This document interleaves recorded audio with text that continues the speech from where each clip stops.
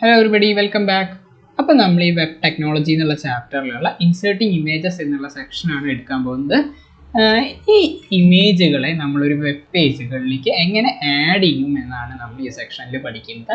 നമ്മൾ ഒരു HTML പേജിനകത്ത് ഒരു ഇമേജ് ഇൻസേർട്ട് ചെയ്യാൻ വേണ്ടി ഉപയോഗിക്കുന്നത് IMG ടാഗാണ്. ഇതൊരു empty ടാഗാണ്, അതായത് ഒരു ക്ലോസിംഗ് ടാഗ് ഇല്ലാത്ത ടാഗാണ്. ഇതിൻ്റെ ആട്രിബ്യൂട്ട്സ് ആണ് ഇവിടെ കൊടുത്തിരിക്കുന്നത്. അപ്പോൾ നമുക്കൊരു ഇമേജ് ഒരു HTML പേജിലേക്ക് ആഡ് ചെയ്യണമെങ്കിൽ നമ്മൾ ആ ഇമേജിൻ്റെ ലൊക്കേഷൻ അല്ലെങ്കിൽ അതിൻ്റെ ഫയൽ നെയിം നമ്മൾ പറഞ്ഞു കൊടുക്കണം. അങ്ങനെ പറഞ്ഞു കൊടുക്കാൻ നമ്മൾ ഉപയോഗിക്കുന്നത് SRC ആട്രിബ്യൂട്ടാണ്. അപ്പോൾ IMG SRC = എന്ന് പറഞ്ഞ് നമ്മൾ അതിൻ്റെ ഫയൽ നെയിം കൊടുക്കണം. ഇപ്പം ഞാൻ ഈ ഒരു ഫയൽ ഞാൻ സേവ് ചെയ്തിട്ടുള്ളത് ഈ HTML ഫയൽ സേവ് ചെയ്തിട്ടുള്ള അതേ ലൊക്കേഷനിലാണ് ഈ ഇമേജ് കിടക്കുന്നത്. അതുകൊണ്ട് എനിക്കിതിൻ്റെ ലൊക്കേഷൻ പറഞ്ഞു കൊടുക്കേണ്ട ആവശ്യമില്ല. പക്ഷേ ഇതിപ്പോൾ ഈ ഇമേജുകൾ വേറൊരു ഫോൾഡറിലാണ് കിടന്നതെന്നുണ്ടെങ്കിൽ എനിക്ക് അതിൻ്റെ ലൊക്കേഷൻ കറക്റ്റായിട്ട് ഇവിടെ പറഞ്ഞു കൊടുക്കണമായിരുന്നു. ഇപ്പം ഞാൻ അത് ഈ ഫോൾഡറിൽ ആയതുകൊണ്ട് ഇതേ ലൊക്കേഷനിൽ തന്നെയാണ് ഇമേജ് കിടക്കുന്നത് എന്നുള്ളത് കൊണ്ട് ഞാൻ ഇതിൻ്റെ പേര് മാത്രമാണ് കോപ്പി ചെയ്യുന്നത്, ലൊക്കേഷൻ കോപ്പി ചെയ്യുന്നില്ല. അപ്പോൾ ഇമേജ് കോപ്പി ചെയ്തിട്ടുണ്ട്. ഇനി നമുക്കിതൊരു ബ്രൗസറിൽ ഓപ്പൺ ചെയ്ത് നോക്കാം.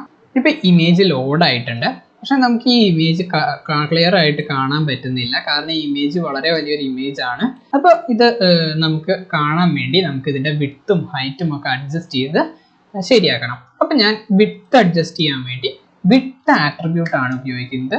വിഡ്ത്ത് ആട്രിബ്യൂട്ട് ഉപയോഗിച്ചിട്ട് നമ്മളിതിൻ്റെ ഈ ഇമേജിൻ്റെ വിഡ്ത്ത് പറഞ്ഞു കൊടുക്കാം. അപ്പോൾ അത് ഞാനിവിടെ പിക്സലിലാണ് പറഞ്ഞു കൊടുക്കുന്നത്. ഇപ്പോൾ ഞാനൊരു വിഡ്ത്ത് ഒരു 250 പിക്സൽ കൊടുക്കുകയാണ്. അപ്പോൾ അതിൻ്റെ ഹൈറ്റ് ഓട്ടോമാറ്റിക്കായിട്ട് കൊടുത്തതിനനുസരിച്ച് മാറിയിട്ടുണ്ട്. പക്ഷേ ഹൈറ്റ് എനിക്ക് ഈ മാറ്റം വരുത്തണം എന്നുണ്ടെങ്കിൽ വീണ്ടും ഹൈറ്റ് ആട്രിബ്യൂട്ട് ഉപയോഗിച്ച് എനിക്കിതിൻ്റെ ഇമേജിൻ്റെ ഹൈറ്റ് കൂട്ടുകയോ കുറയ്ക്കുകയോ എന്ത് വേണമെങ്കിൽ ചെയ്യാം. ഞാനിപ്പോൾ ഹൈറ്റ് കുറച്ചുകൂടി കൂട്ടുകയാണ്, കുറച്ചുകൂടി ഹൈറ്റ് കൂടിയിട്ടുണ്ട്. വിഡ്ത്ത് ആട്രിബ്യൂട്ടും ഹൈറ്റ് ആട്രിബ്യൂട്ടും ഉപയോഗിച്ചുകൊണ്ട് നമുക്കൊരു ഇമേജിൻ്റെ സൈസിൽ മാറ്റങ്ങൾ വരുത്താം. ഇനി നമുക്ക് അലൈൻ ആട്രിബ്യൂട്ടിനെ കുറിച്ച് പഠിക്കാം. അതിന് മുമ്പായിട്ട് ഞാനൊരു ചെറിയ ടെക്സ്റ്റ് ഇവിടെ ടൈപ്പ് ചെയ്യാണ്. Wash your hands. ഓക്കെ, ഞാനൊരു ചെറിയ ടെക്സ്റ്റ് ഇവിടെ ടൈപ്പ് ചെയ്തിട്ടുണ്ട്. അത് ഒന്ന് റീഫ്രഷ് ചെയ്തു. ഇപ്പം നമുക്ക് കാണാണ്ട് ഈ ഇമേജ് ബോട്ടത്തിലാണ് അലൈൻ ആയിട്ടുള്ളത്. ഇപ്പം നമുക്കിതിൻ്റെ അലൈൻമെൻറ്റ് ഒന്ന് മാറ്റി നോക്കാം. അങ്ങനെ അലൈൻമെൻറ്റ് ഇമേജിൻ്റെ മാറ്റാൻ വേണ്ടി നമ്മൾ അലൈൻ ആട്രിബ്യൂട്ടാണ് ഉപയോഗിക്കുക. അലൈൻ = മിഡിൽ കൊടുത്തു. ഇപ്പം ഈ ഇമേജ് മിഡിലേക്ക് പോയിട്ടുണ്ടാവും. ഇപ്പം മിഡിലേക്ക് പോയിട്ടുണ്ട്. ഇനി എനിക്ക് ടോപ്പിലേക്ക് വരണമെങ്കിൽ ഈ മിഡിൽ എന്നുള്ള വാല്യൂ മാറ്റി ടോപ്പ് എന്നാക്കിയാൽ മതി. ഇപ്പോൾ ടോപ്പിലായിട്ടുണ്ട്. അങ്ങനെ ഈ അലൈൻ ആട്രിബ്യൂട്ട് ഉപയോഗിച്ച് നമുക്ക് ഇമേജിൻ്റെ അലൈൻമെൻറ്റിൽ മാറ്റങ്ങൾ വരുത്താൻ പറ്റും. ഇനി നമുക്ക് ആൾട്ട് ആട്രിബ്യൂട്ടിനെ കുറിച്ച് പറയാം. ഇപ്പം എന്തെങ്കിലും കാരണവശാൽ ഈ ഇമേജ് ലോഡായില്ല നിൽക്കട്ടെ, ആ നേരം നമുക്ക് ഈ ഇമേജിന് പകരം കാണിക്കാനുള്ള ടെക്സ്റ്റ് നമുക്ക് ഈ ആൾട്ട് വെച്ച് പറഞ്ഞു കൊടുക്കാൻ പറ്റും. അതിന് വേണ്ടി ഞാൻ ആൾട്ട് ആട്രിബ്യൂട്ടിനകത്ത് ഇപ്പോൾ image of A person washing hands കൊടുത്തു. ഞാനിനി ഈ പേജ് റീഫ്രഷ് ചെയ്യാണ്. ഇപ്പം ഇതിലൊന്നും നമുക്ക് കാണാനില്ല, കാരണം ഇമേജ് അവൈലബിൾ ആണ്. അതുകൊണ്ട് തന്നെ നമുക്ക് ഈ ടെക്സ്റ്റ് ഒന്നും തന്നെ കാണുന്നില്ല. പക്ഷെ ഞാൻ ഈ ഇമേജ് ഡിലീറ്റ് ചെയ്യാണ്. ഒന്ന് റീഫ്രഷ് ചെയ്ത് നോക്കാം. ഇപ്പം കണ്ടോ, ആ ഇമേജ് അവിടെ ഇല്ല, പക്ഷെ അതിന് പകരമായിട്ട് ഒരു ടെക്സ്റ്റ് വന്നിട്ടുണ്ട്. Image of A person washing hands എന്ന് പറഞ്ഞൊരു ടെക്സ്റ്റ് വന്നിട്ടുണ്ട്. ഇനി നമുക്ക് പറയാനുള്ളത് HSpace കുറിച്ചും VSpace കുറിച്ചാണ്. HSpace ഉപയോഗിച്ചിട്ടാണ് രണ്ട് ഇമേജുകൾ തമ്മിലുള്ള ഹൊറിസോണ്ടൽ സ്പേസിങ്ങിൽ മാറ്റങ്ങൾ വരുത്താം. അതുപോലെ VSpace ഉപയോഗിച്ചിട്ടാണ് രണ്ട് ഇമേജുകൾ തമ്മിലുള്ള വെർട്ടിക്കൽ സ്പേസിങ്ങിൽ മാറ്റം വരുത്താം. എനിക്കിപ്പോൾ ഇതിൻ്റെ ഈ ഒരു ഇമേജിനെ കുറച്ച് ഇങ്ങോട്ട് നീക്കണം. ഞാൻ അവിടെ ഉപയോഗിക്കേണ്ടത് ഹൊറിസോണ്ടൽ സ്പേസിംഗ് ആണ്. അപ്പം ഞാനിവിടെ HSpace കൊടുക്കുകയാണ്. HSpace = ഒരു 100 പിക്സൽ ഇതിനും കൊടുക്കാം, ഇവിടെയും കൊടുക്കാം ഒരു 100 പിക്സൽ. ഇപ്പോൾ രണ്ട് ഇമേജുകളും 100 പിക്സൽ മാറിയിട്ടുണ്ടാവും. നമുക്ക് കാണാം ഇവിടെ ഇമേജുകൾ തമ്മിലുള്ള ഹൊറിസോണ്ടൽ സ്പേസിങ്ങിൽ മാറ്റം വന്നിട്ടുണ്ട്. ഇനി എനിക്ക് ഈ രണ്ട് ഇമേജിൽ മാറ്റം വരുത്തണം. ഈ രണ്ട് ഇമേജുകളിൽ കുറച്ച് താഴത്തേക്ക് ഇറക്കണം. അപ്പം ഞാൻ ഉപയോഗിക്കേണ്ടത് വെർട്ടിക്കൽ സ്പേസിംഗ് ആണ്. അപ്പം ഈ രണ്ട് ഇമേജുകൾക്ക് ഞാൻ VSpace കൊടുക്കുകയാണ്. ഒരു 100 പിക്സൽ തന്നെ കൊടുക്കാം. ഇതിനും ഞാൻ വെർട്ടിക്കൽ സ്പേസിങ് 100 പിക്സൽ തന്നെ കൊടുക്കുകയാണ്. ഇപ്പം നമുക്ക് കാണാം ഈ ഇമേജുകൾ തമ്മിൽ ഹൊറിസോണ്ടലായിട്ടും വെർട്ടിക്കലായിട്ടും സ്പേസിൽ മാറ്റങ്ങൾ വന്നിട്ടുണ്ട്. അതുപോലെ ബോർഡർ ആട്രിബ്യൂട്ട് ഉപയോഗിച്ചിട്ട് നമുക്കൊരു ഇമേജിന് ബോർഡർ കൊടുക്കാൻ പറ്റും. ഇപ്പോൾ ഫോർ എക്സാമ്പിൾ ഞാൻ ഈ ആദ്യത്തെ ഇമേജിന് ഒരു ബോർഡർ കൊടുക്കുകയാണ്. ബോർഡർ ഒരു 5 പിക്സൽ ബോർഡർ കൊടുക്കുകയാണ്. 5 പിക്സൽ ബോർഡർ കൊടുക്കുകയാണ്. റീഫ്രഷ് ചെയ്ത് നോക്കാം. ഓക്കെ, ഇവിടെ 5 പിക്സൽ ഒരു ബോർഡർ വന്നിട്ടുണ്ട്. ഇതിനും കൊടുക്കുകയാണ്.